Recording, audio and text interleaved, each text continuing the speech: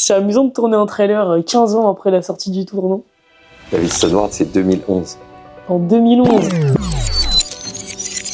T'étais né? J'étais née, mais j'étais vraiment toute petite. 2011. Mais c'est presque une fierté parce que quand un tour se vend encore dans le monde 15 ans plus tard, tu peux te dire que tu as quand même réussi quelque chose. J'aimais bien le support d'un roman. Je me suis dit, tiens, ça serait quand même amusant d'avoir un autre support. Et en réalité, tu peux travailler sur n'importe quoi, le mentalisme.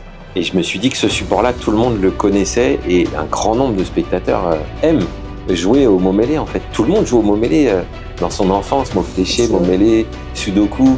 D'ailleurs, au départ, ça s'appelait mot mêlé test. Mais non. Au tout départ, ça s'appelait mot mêlé test, avant que David Stone parte en tournée mondiale et nous fasse une requête à Stéphane Gecko et moi-même, les deux créateurs de mot mêlé test, d'internationaliser cet effet parce qu'il souhaitait ajouter un effet de mentalisme dans sa conférence. Et donc c'est de là qu'est venu le David Stoneward, qu'on a non pas traduit mais adapté en 4 langues, à savoir français, anglais, allemand, espagnol. Et la vidéo explicative, elle est disponible dans plusieurs langues aussi. Calme-toi, Clarisse, calme-toi. La vidéo explicative, elle est disponible en français et en anglais, et c'est très bien comme ça. Ah, celle-là, j'adore. En 2 mots, comment tu pourrais décrire cet effet? En 2 mots, j'aurais dit mentalisme. Forcément. Il y a un côté un peu trouble neuronal, comme ça, à réciter des lettres, à deviner des mots cachés dans la grille.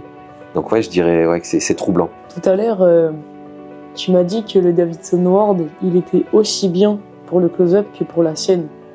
Mais toi, tu préfères quoi entre les deux? Je préfère le salon. Donc, le close-up, salon, scène, peu importe. Ce qui compte avec cet effet, et je le dis souvent dans ma conférence, c'est que révéler, c'est plus fort que deviner. Et donc, tu vas deviner leurs mots, mais la manière dont tu vas le révéler, quand tu vas écrire toute une grille avec des lettres qui se mélangent, entourer leurs mots comme ça, ou trouver aussi ta propre présentation, je pense que c'est beaucoup plus fort que juste dire « t'as pensé à ça » ou « t'as choisi ça ». Je devrais pas le dire, mais c'est honteusement facile à faire.